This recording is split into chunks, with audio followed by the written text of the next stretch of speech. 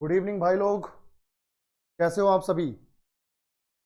बेटा सभी लोग जल्दी से जुड़ जाओ और जल्दी से कंफर्म करो कि ऑडियो और वीडियो क्लियर है कि नहीं। ऑडियो और वीडियो क्लियर है कि नहीं। Good evening Mahendra, Loknath, Ram Ram. चलो बहुत बढ़िया। वॉइस लो तो नहीं है लोकनाथ? वॉइस लो तो नहीं है? एक बार कंफर्म कर दे। Good evening Ranju, good evening. Radhe Radhe Tapas. ठीक ठाक है। चलो ठीक है, तो ठीक ठाक को सही करते हैं। अब बढ़िया आएगी। अब ठीक है भाई। अब अब तुमको ही अपनी वॉल्यूम कम करनी पड़ेगी। Good evening, good evening.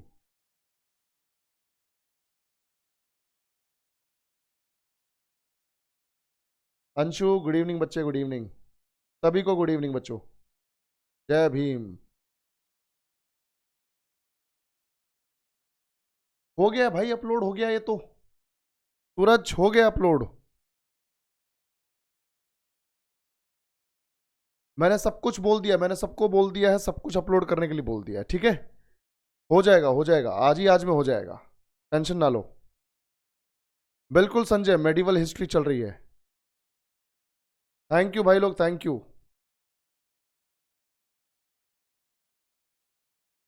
हो गया अपलोड, एक बार चेक करो सही से।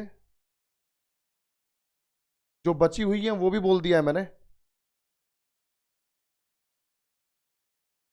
रिफ्लेक्ट होने लगेगा, थोड़ी देर में रिफ्लेक्ट हो जाएगा, डोंट वरी। थोड़ी देर में शो हो जाएगा। ठीक है, चलो।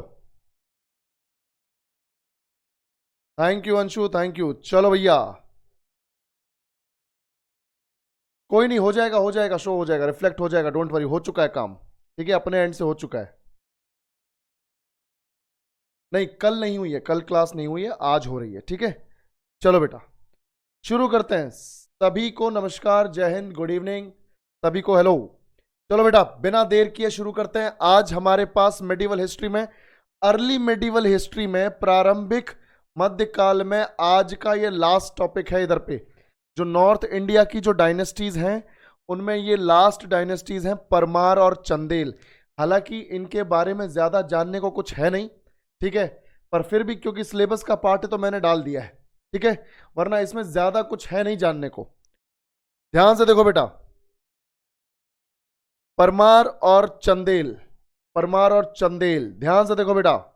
थैंक यू आयुषी बच्चे, थैंक यू। सभी को राधे राधे। चलो बेटा देखो ध्यान से, अंकुश इधर देखो। तो यहां पर सबसे पहले परमार वंश, सबसे पहले परमार वंश। तो परमार वंश के बारे में जान लो बेटा सभी लोग जल्दी से। और जो इंपॉर्टेंट फैक्ट ना, उसी पर फोकस करेंगे। यहां कहानी वगैरह कुछ नहीं है। जैसे अब तक हम लोग कहानी पढ़ते आ रहे थे, ये किसी को मार रहा है, वो किसी को मार रहा है, ये किसी की ऐसी तैसी कर रहा है, वो सब हमने कर लिया। अब परमार और चंदेल में सीधे सीधे फैक्ट्स हैं दो चार, वो याद रखने हैं तुम्हें, उससे ज्यादा कुछ नहीं। ठीक है, ध्यान से देखो बेटा सभी लोग।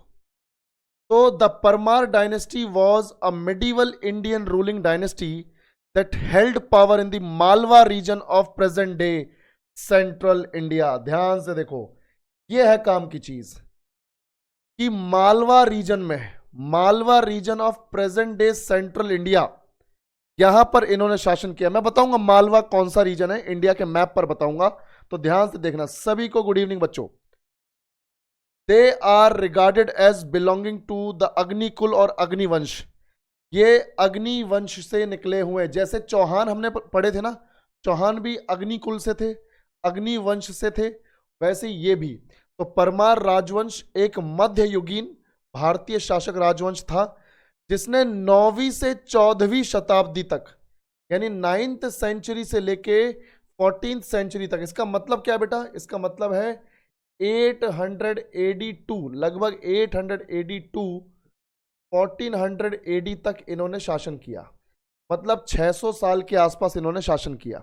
ठीक है, नहीं नहीं बिल्कुल ज्यादा कोई लेट नहीं हुए हो। ध्यान से देखो इधर पे, वर्तमान मध्य भारत के मालवा क्षेत्र में इन्होंने सत्ता संभाली थी। मालवा क्षेत्र का मतलब है मध्य प्रदेश, मध्य प्रदेश का पश्चिमी हिस्सा, western MP, western Madhya Pradesh, मैं भी मार्क करूंगा, उन्हें अग्निकुल या अग्नि वंश से संबंधित माना जाता है। ठीक है, तो ये सबसे इंपॉर्टेंट है, एक तो इनका टाइम पीरियड यहां पर, और दूसरा इनका एरिया। तो परमार जो राजवंश है उसका एरिया है पश्चिमी मध्य प्रदेश, वेस्टर्न मध्य प्रदेश, यानी मालवा क्षेत्र। ध्यान से देखो, बिल्कुल कीर्ति, बिल्कुल ससुरो, तुमने इतना टोका है ना मेरे को, इतना टोका है कि आखिर मेरे को हेयर कट लेना पड़ा है। देखो ध्यान से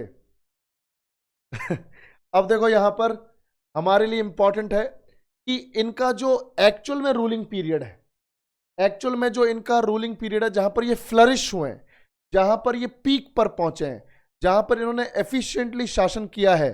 ध्यान से देखो, थैंक यू सरोज।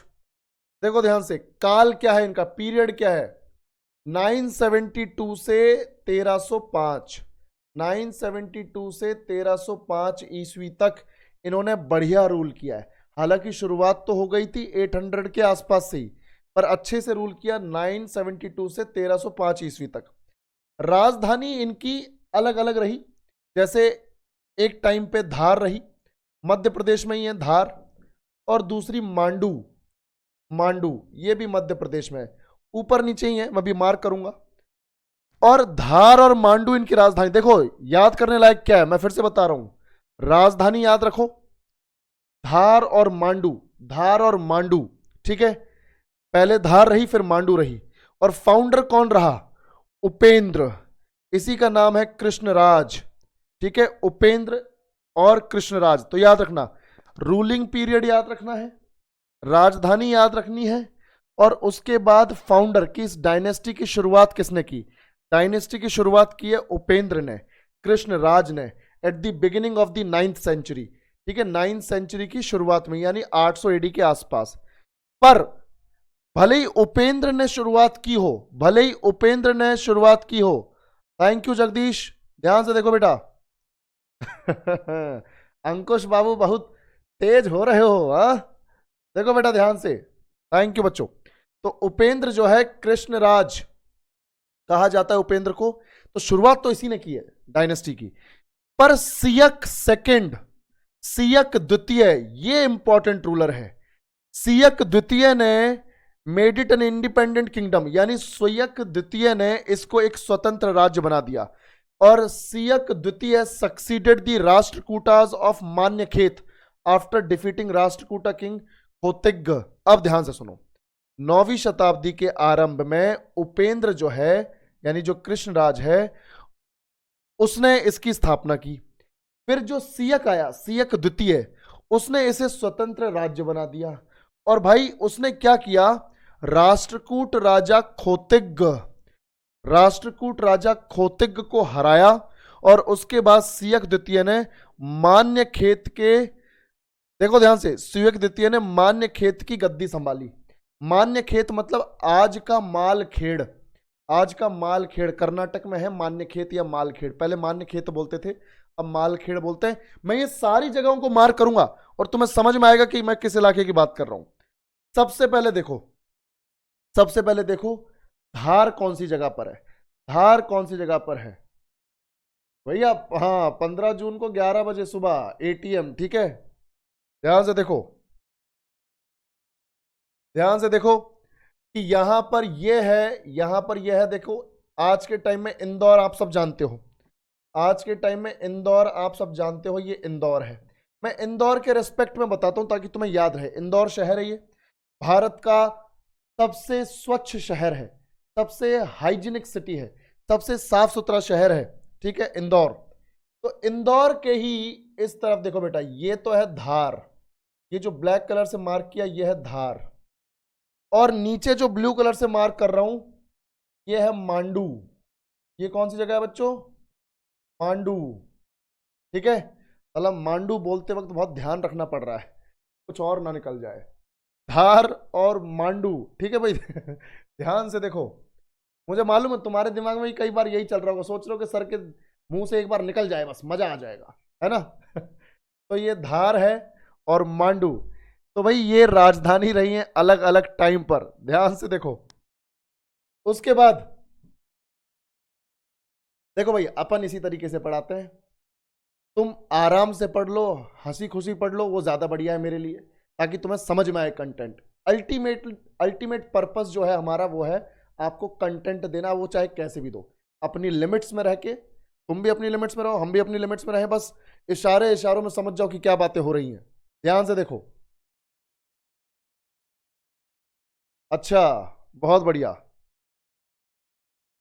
हमारे यहाँ मांडू और वो जो है कुछ और ही होता है। देखो अब ये धार और मांडू, इसके बाद देखो बेटा, धार और मांडू के बाद अब मैंने तुम्हें बताया मान्य खेत। मान्य खेत, ध्यान से देखो बेटा, मान्य खेत, ये यहां पर ना, ये देखो, ये है मान्य खेत कर्नाटक में। मान्य खेत, ठीक है, इसी को आज के टाइम में बोलते हैं मालखेड़। ध्यान से देखो, इसी को क्या बोलते हैं, मालखेड़। तो सियक ने क्या किया था, सियक सेकंड ने मान्य खेत के जो राष्ट्रकूट हैं उनकी बैंड बजाई ढंग से, और उसके बाद यहां तक का एरिया अपने कब्जे में ले लिया। ठीक है, उपेंद्र ने स्थापना की, इस पूरी डायनेस्टी को एस्टैब्लिश किया, पर जो सियक सेकंड आया उसने अपने टेरिटरी का एक्सपेंशन किया और मान्य खेत के जो राष्ट्रकूटाज हैं उनको बुरी तरीके से मार के खदेड़ दिया और मान्य खेत पर कब्जा कर लिया। ध्यान से देखो बेटा, आगे बढ़ते हैं। अब देखो बेटा, आगे बढ़ते हैं।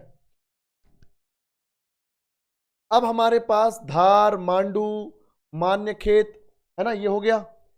इसके बाद देखो, यहां पे बोला हुआ है कि इनका एरिया कितना था, इनके शासन की सीमा कितनी थी, मतलब कितने इलाके में इन्होंने रूल किया, कौन कौन से इलाकों में रूल किया। तो देखो, they ruled Malwa and surrounding areas in west central India.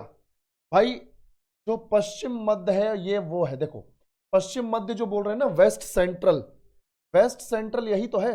अब मैं अगर तुम्हें बोलूं कि भाई ये मालवा है, देखो मैं रेड कलर से मार्क करता हूं, ये है मालवा, समझ में आया भाई, ये है मालवा, ये है मालवा।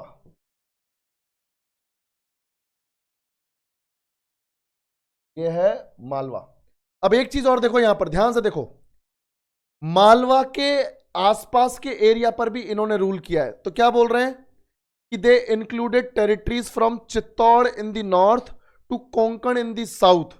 भाई चित्तौड़ यहां पर है, चित्तौड़ यहां पर है, तो चित्तौड़ से लेके नीचे कोंकण रीजन, कोंकण मतलब महाराष्ट्र का ये वाला एरिया, ये देखो, और नीचे ये मान्य खेत भी इसमें आ गया। देख रहे हो बे, ये पूरा एरिया इनका है, ये पूरा एरिया परमारों का है। ठीक है, तो ध्यान से देखो, चित्तौड़ से लेके नीचे कोंकण तक, ये नीचे कोंकण है, ये कोंकण है महाराष्ट्र में, ये चित्तौड़ है। और उसके बाद साबरमती रिवर से लेकर, वेस्ट में साबरमती, पश्चिम में साबरमती से लेकर मध्य प्रदेश में एक जगह है विदिशा, वहां तक, तो हमने ये पूरा एरिया भी मार्क कर लिया। यानी ये जो एरिया है भाई, ध्यान से देखो, ये जो एरिया है ये पूरा एरिया हो गया किसके अंडर, परमारों के अंडर। और इनकी राजधानी थी धार शुरुआत में, फिर बाद में मांडू। और ये जो एरिया है एमपी, गुजरात और महाराष्ट्र का थोड़ा सा, ये है मालवा। ठीक है, ये है मालवा। चलो बेटा आगे बढ़ते हैं। अब जो इंपॉर्टेंट रूलर्स हैं, इंपॉर्टेंट रूलर्स देखो, सबसे इंपॉर्टेंट रूलर तो एक ये हो गया, सियक सेकंड। उपेंद्र ने संस्थापक के तौर पे भूमिका निभाई है, स्टैब्लिश किया उसने इस डायनेस्टी को, पर इतना इंपॉर्टेंट नहीं है कि उस ससरे को इस लिस्ट में शामिल करें हम। तो सियक सेकंड से ही हम शुरू कर रहे हैं। सियक सेकंड, पृथ्वी वल्लभ, सिंधुराज और भोज जो है वो आखिरी शक्तिशाली राजा था इनका। सियक शुरुआती राजाओं में सबसे शक्तिशाली, और भोज जो है जो आखिरी राजाओं में शक्तिशाली। भोज के बाद जितने भी राजा हुए वो ससुरे सब नल्ले थे, वो ससुरे सब नल्ले थे। ध्यान से देखो बेटा। अच्छा, कीर्ति बोल रही कि सर ये मालवा प्लेट्यू क्या है। प्लेट्यू का मतलब होता है बेटा मालवा का पठार। एक चट्टानी हिस्सा जो हल्के छोटे पहाड़ की तरह उठा हुआ होता है। तो चट्टान का उठा हुआ हिस्सा जो जमीन पर उठा हुआ है उसे बोलते हैं पठार।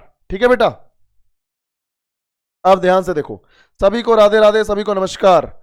मान्यखेत, अभी लोकनाथ बताया ना मैंने, मान्यखेत कहां पर है?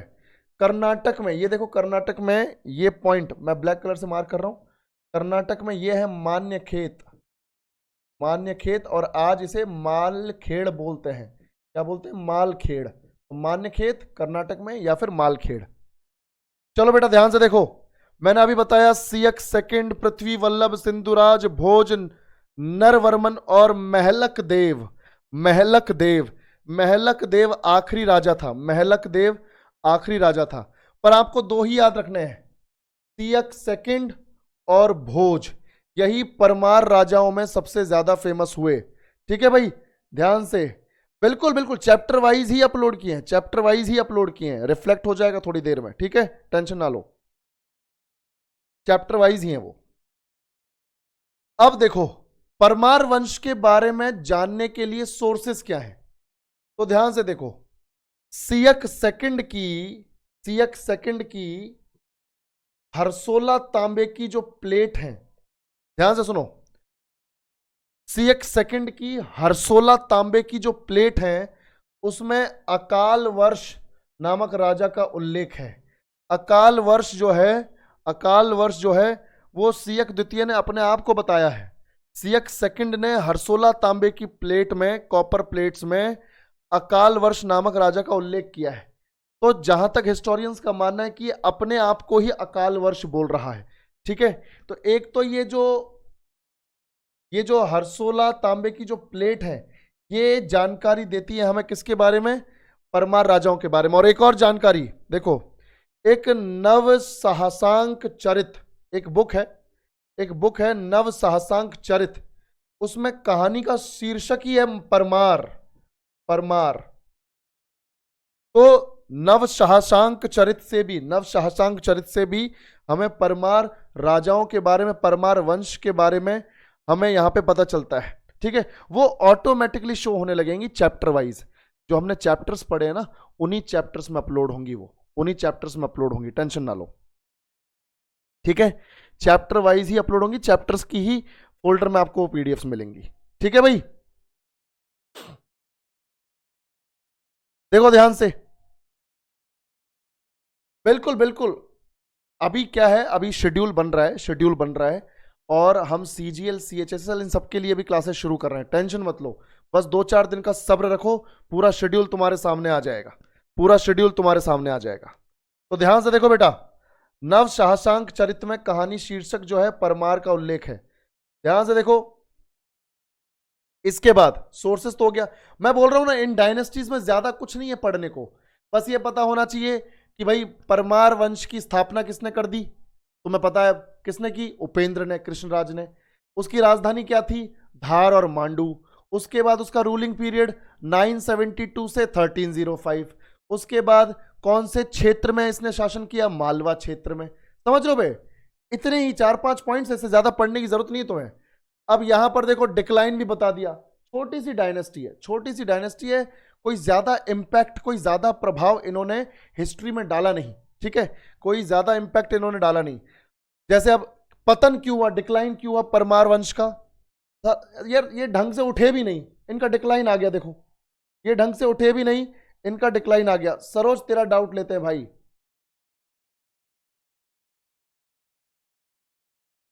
नहीं सरोज, पृथ्वीराज चौहान की जो डायनेस्टी थी, चौहान वंश, देखो चौहान, परमार, चंदेल, ये सब एक दूसरे के पैरेलल थे, कंटेम्परेरी थे, समकालीन थे। ये सब एक साथ थे, अपने अपने इलाके में एक साथ थे। ठीक है, पर लास्ट में जो चौहान है उसको हरा के दिल्ली पर आया मोहम्मद गौरी का गुलाम कुतुबुद्दीन ऐबक। तो चौहान, चालुक्य, परमार, चंदेल सब अपने अपने इलाके में एक ही टाइम पर है। जैसे मैं दिल्ली पर राज कर रहा हूं तो अपने इलाके में राज कर रहा है, कोई और कहीं राज कर रहा है, समझ रहा है? इस तरह से। चलो, कंटेम्परेरी मतलब कि समकालीन। अब देखो, डिक्लाइन क्यों हुआ, पतन क्यों हुआ? कमजोर शासक थे। यानी भोज के बाद, मैंने अभी तुम्हें बताया था कि एक तो तुम्हें याद रखना है सियक सेकंड, सियक द्वितीय, और दूसरा भोज। भोज के बाद के शासक कमजोर थे और साम्राज्य का प्रबंधन नहीं कर सके। समझ में आया कि नहीं? Weak rulers after Bhoj were weak and could not manage the empire. फिर देखो इन्वेजन्स हो रहे थे, यानी आक्रमण हो रहे थे, तो परमार राजवंश को पश्चिमी चालुक्यों, यादवों, दिल्ली सल्तनत और वाघेलों जैसे पड़ोसियों के आक्रमणों का सामना करना पड़ा। यानी परमार राजाओं के आसपास जो दूसरी डायनेस्टीज, दूसरे वंश बसे हुए थे, वो भी परमारों के ऊपर अटैक कर रहे थे इनकी स्थिति को कमजोर पाके। यानी उन दूसरी डायनेस्टीज को यह लगा कि ये तो वीक है, तो जब ये वीक है तो इनसे फटाफट से इनकी टेरिटरी छीन ली जाए और अपने कब्जे में ले ली जाए। तो आक्रमण बहुत हुए, एक तो राजा नल्ले निकले, एक तो भोज के बाद राजा नल्ले निकले, ऊपर से अटैक हो रहे थे, ये झेल ही नहीं पा रहे हैं। और फिर लास्ट में देखो जो अंतिम परमार राजा है महलक देव, उसको 1305 ईस्वी में अलाउद्दीन खिलजी के गवर्नर, अलाउद्दीन खिलजी के गवर्नर, खिलजी वंश का एक राजा है अलाउद्दीन खिलजी। तुमने पद्मावत मूवी देखी, उसमें भी अलाउद्दीन खिलजी है। तो उसी बंदे के एक गवर्नर ने एन अल मुल्क मुल्तानी, ध्यान से सुनो, एन अल मुल्क मुल्तानी, इस बंदे ने एनल, देखो ध्यान से, एन अल मुल्क मुल्तानी, अलाउद्दीन खिलजी का गवर्नर, इसी ने महलक देव की सेना को हराया और मार डाला। ठीक है भाई, बिल्कुल। तो तुम्हें क्या पता करना है अब? तुम्हें देखो यहां पे क्या पता चला, तुम्हें यह पता चला कि भाई भोज के बाद के राजा नल्ले थे, ये मैंने तुम्हें पहले बता दिया था कि सियक सेकंड याद रखो और अपना भोज याद रखो। फिर तुम्हें यहां पे क्या पता चल रहा है कि अपने पड़ोसियों से भी नहीं जीत पाए। चालुक्य कभी कभी इधर से ऐसी तैसी कर रहे हैं, कभी यादव इनकी ऐसी तैसी कर रहे हैं, कभी जो है वाघेल इसकी ऐसी तैसी कर रहे हैं, कभी दिल्ली सल्तनत ऐसी तैसी कर रही है, और आखिर में जो आखिरी रूलर है महलक देव, उसको भी दिल्ली सल्तनत के अलाउद्दीन खिलजी के गवर्नर एन अल मुल्क मुल्तानी ने मार दिया। तो मतलब ये तुम समझ रहे हो, 4-5 पॉइंट से गिनती के, कोई कहानी नहीं, कोई मजा नहीं है इनको पढ़ने में। ठीक है भाई, तो 4-5 पॉइंट्स याद रखना। अब 4-5 पॉइंट्स तुम्हें मालूम है कब इन्होंने अपनी डायनेस्टी स्टैब्लिश की। ठीक है, उसके बाद तुम्हें पता है रूलिंग पीरियड क्या है, उसके बाद तुम्हें पता है कि किस राजा ने स्टैब्लिश की, उपेंद्र ने, कृष्णराज ने। फेमस रूलर्स कौन हुए, सियक सेकंड और भोज। राजधानी धार और मांडू, है ना भाई, धार और मांडू। रीजन जहां पे इन्होंने शासन किया मालवा क्षेत्र और उसके आसपास का इलाका। ठीक है, अल्टीमेटली आखिरी राजा था महलक देव, उसको हरा दिया अलाउद्दीन खिलजी के गवर्नर एन अल मुल्क मुल्तानी ने। ये याद रखना। तो बस ये कुछ 4-5 इंपॉर्टेंट फैक्ट्स हैं और इस तरह से परमार डायनेस्टी जो है खत्म हो जाती है। ठीक है भाई, बिल्कुल बिल्कुल। वो लड़ाई वगैरह जो है उसमें तो तुम्हें मजा आता है ना भाई, सुताई कुटाई में मजा ही आता है सबको, है ना भाई। अब देखो इसके बाद चंदेल डायनेस्टी, चंदेल राजवंश, इनके बारे में भी ज्यादा कुछ नहीं है, इनके बारे में भी ऐसे ही कुछ जानना है जैसे परमार के बारे में जाना है। मतलब आज के जो ये चैप्टर है आज का जो चैप्टर है, तुम्हें क्या, मुझे ही घटिया लग रहे हैं ये, पर मजबूरी है इनको पढ़ाना। ठीक है, मजबूरी है, क्योंकि एक आधा क्वेश्चन आ सकता है। ठीक है भाई, ध्यान से देखो। The Chandel dynasty also known as the Chandels was a medieval Indian ruling dynasty that held power in the region of Bundelkhand. अब देखो यहां याद रखने वाली चीज है कि इन्होंने बुंदेलखंड पर शासन किया, जो आज के मध्य प्रदेश और उत्तर प्रदेश के बॉर्डर पर है। मध्य प्रदेश और उत्तर प्रदेश के अपने बॉर्डर पर है। और इन्होंने भी सेम टाइम पर रूल किया, जैसे 9th सेंचुरी से अपना ये आ गए थे परमार, वैसे ही 9th सेंचुरी से ये भी आ गए, 14th सेंचुरी तक ये भी रहे। तो परमार और चंदेल तो अगल बगल थे भाई। अगर इधर ध्यान से सुनो, अगर इधर परमार है मालवा में, तो भाई ये है बुंदेलखंड, यहां पर चंदेल है, यहां पर चंदेल है। परमार चंदेल, समझ में आया कि नहीं? परमार और चंदेल। तो चंदेला राजवंश, जिसे चंदेलों के नाम से भी जाना जाता है, एक मध्ययुगीन भारतीय शासक राजवंश था जिसने 9वीं से 14वीं शताब्दी तक वर्तमान मध्य प्रदेश और उत्तर प्रदेश में बुंदेलखंड, ये कौन सा इलाका है, बुंदेलखंड, बुंदेलखंड क्षेत्र पर, बुंदेलखंड रीजन पर शासन किया। और शुरुआत में ये चंदेल जो है राजा नहीं थे, गुर्जर प्रतिहारों के जागीरदार थे, उनके नोबल्स थे, उनके लैंडलॉर्ड्स थे। तो शुरुआत में ये राजा नहीं थे, पहले गुर्जर प्रतिहारों के अंडर काम करते थे, और उसके बाद इन्होंने अपने आप को आजाद डिक्लेयर कर दिया और इन्होंने बुंदेलखंड रीजन पे अपना क्षेत्र अधिकार स्थापित कर दिया, अपना अधिकार स्थापित कर दिया। यानी पहले किसके किसके ये अंडर थे? गुर्जर प्रतिहारों के जागीरदार थे, गुर्जर प्रतिहारों के जागीरदार थे। अब देखो रूलिंग पीरियड क्या है, 831 से 1315। उसका क्या था? परमार का 972 से 1305, या 831 से 1315।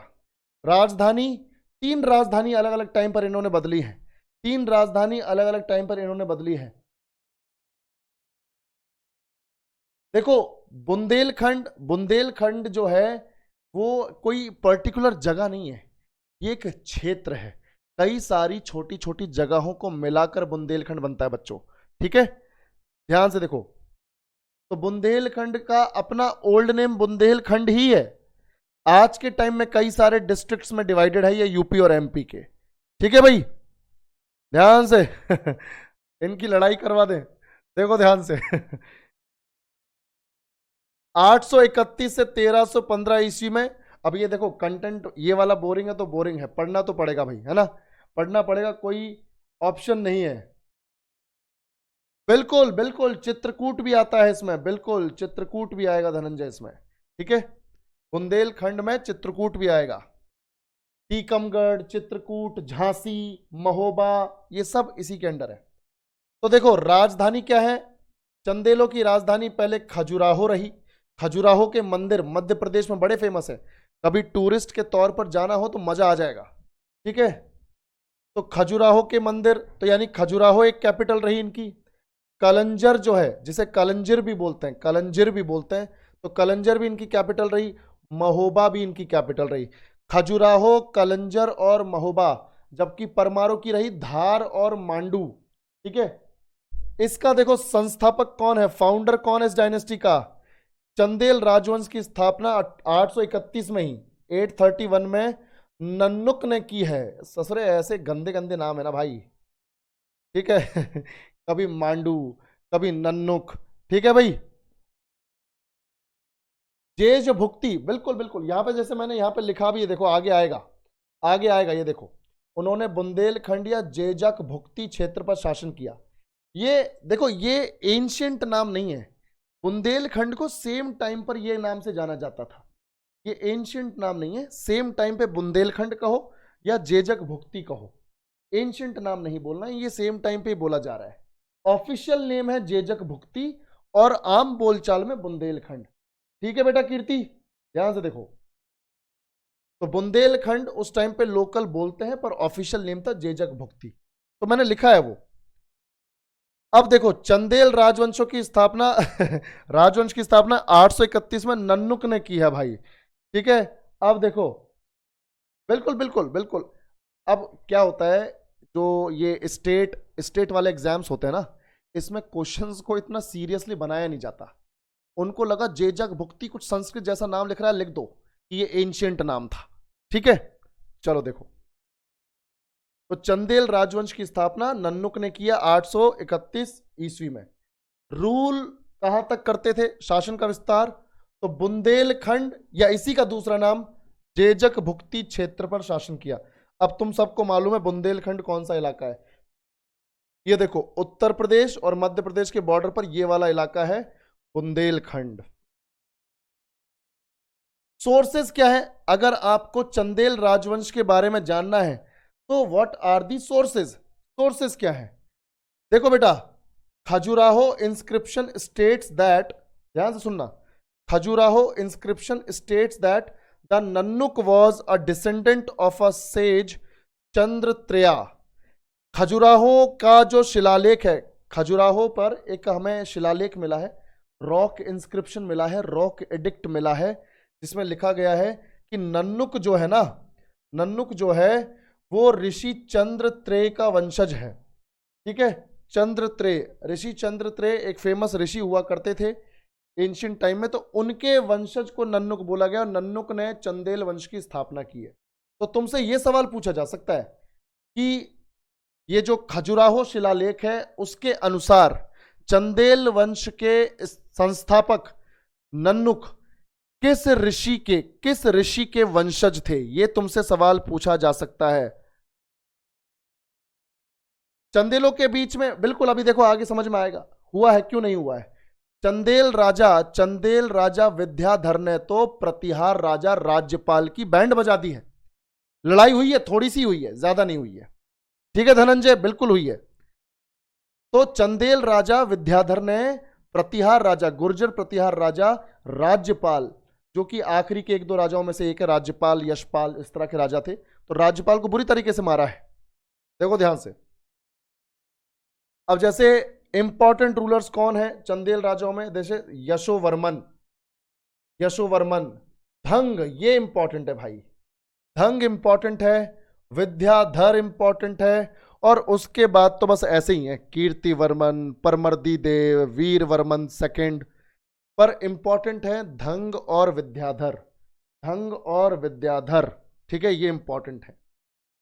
अब देखो बेटा इनका एक्सपेंशन, पहले स्वतंत्र राजा यशोवर्मन ने कालिंजर पहाड़ी पर विजय प्राप्त की, यानी यशोवर्मन जो है, जो अभी हमने देखा, ये यशोवर्मन जो है ये पहला स्वतंत्र राजा है।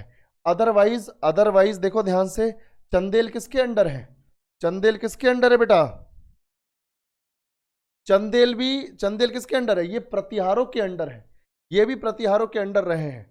तो पहला स्वतंत्र राजा बना यशोवर्मन, जो प्रतिहारों से अलग हो गया और कालिंजर पहाड़ी पर कब्जा कर लिया। उत्तर प्रदेश में बुंदेलखंड रीजन में ही, उत्तर प्रदेश में कालिंजर पहाड़ी है, वहां पर कालिंजर का किला बना हुआ है, कालिंजर फोर्ट बना हुआ है, ठीक है। ध्यान से देखो, बफर हो रहा है, क्या बात कर रहे हो यार भाई, इंटरनेट बहुत बढ़िया चल रहा है, बफर बिल्कुल नहीं होना चाहिए, ठीक है।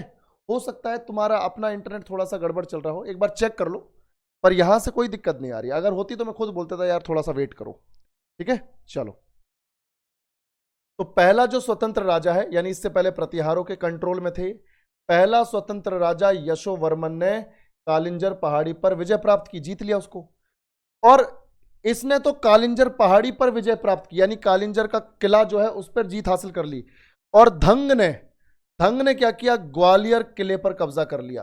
ग्वालियर का फोर्ट तुम लोगों ने देखा होगा, ग्वालियर फोर्ट पर धंग ने कब्जा कर लिया। तो याद रखो, यशोवर्मन ने कालिंजर पर, धंग ने ग्वालियर पर, और विद्याधर ने तो महमूद गजनवी को जानते हो ना, महमूद गजनी या महमूद गजनवी, बहुत खतरनाक आक्रमणकारी था, ठीक है। तो विद्याधर ने महमूद गजनवी के आक्रमण से उसके राज्य की रक्षा की। तो महमूद गजनवी जो है चंदेलों को परेशान ना कर पाया ज्यादा, इसने, विद्याधर ने थोड़ी रक्षा कर ली थी, और कन्नौज के, इसी विद्याधर ने कन्नौज के प्रतिहार राजा राज्यपाल को मार डाला। इनके बीच युद्ध हुआ और राज्यपाल को मार डाला इस विद्याधर ने। तो याद रखना, तुमसे क्वेश्चन पूछा जा सकता है कि चंदेल वंश के राजा विद्याधर ने किस प्रतिहार राजा को मार डाला था, किस राजा को मार डाला था, ध्यान से देखो, राज्यपाल को, ठीक है।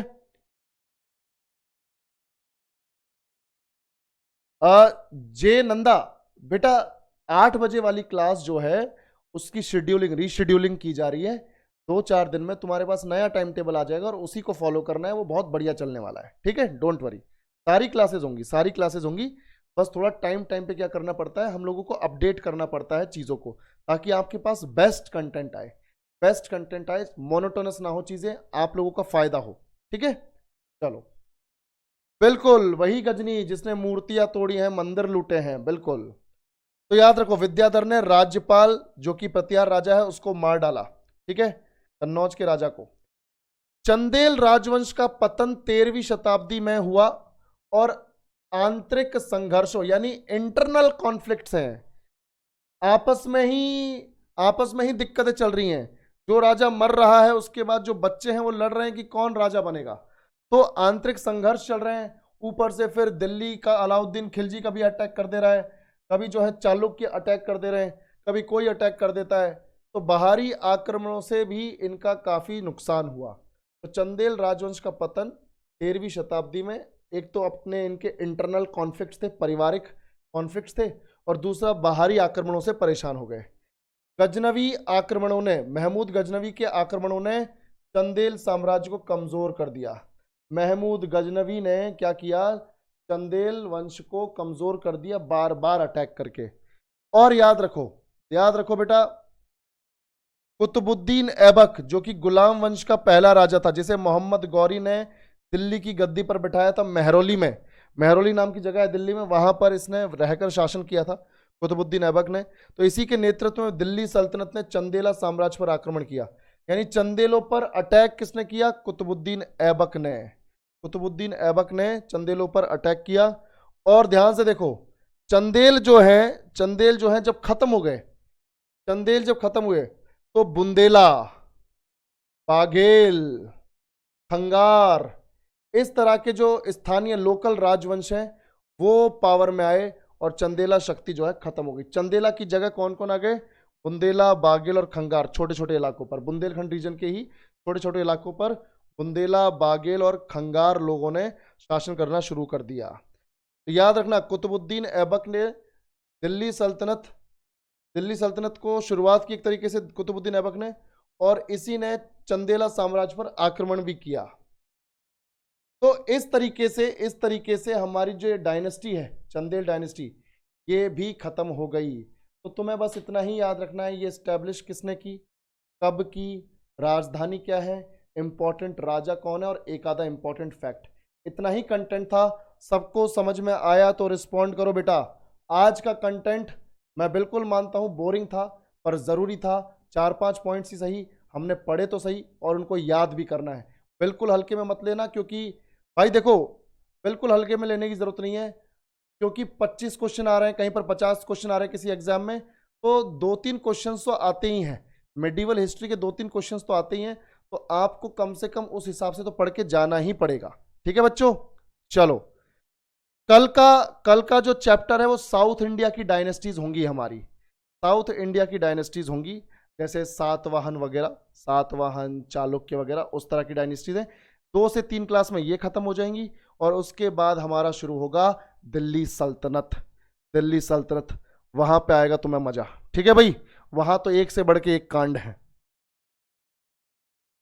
Thank you Saroj, thank you बच्चे, इट्स अ प्लेजर। बिल्कुल बिल्कुल, सीपीओ में 50 आते हैं, सीजीएल सीएचएसएल वगैरह में थोड़ा पैटर्न अलग है, सीजीएल में 25 आते हैं। बिल्कुल, पर मैं वही बोल रहा हूं कि अगर सीजीएल में 25 में से 1 या 2 क्वेश्चन मुश्किल से आ रहे हैं, मेडिवल का ज्यादा वेटेज नहीं है, अगर 1 या 2 क्वेश्चन मुश्किल से आ रहे हैं, तो सीपीओ में वो 2 से 4 हो जाएंगे, उससे ज्यादा नहीं हो सकते। 2 हो जाएंगे, 3 हो जाएंगे, 4 हो जाएंगे, उससे ज्यादा नहीं हो सकते। अरे कोई दिक्कत नहीं बेटा, साउथ इंडिया की हिस्ट्री मैं पढ़ाऊंगा ना, सब समझ में आएगा, टेंशन ना लो। लड़ाई करवाएंगे ससुरों में, और उसके बाद याद हो जाएगा सब। ठीक है भाई,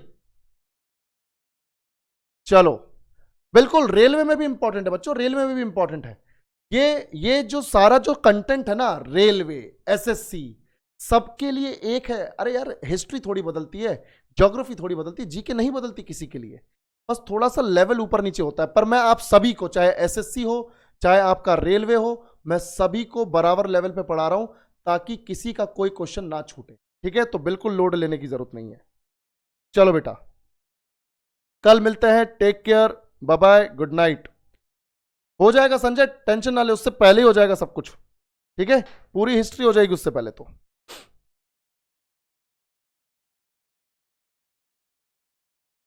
take care, bye bye, good night. Thank you बच्चों, थैंक यू।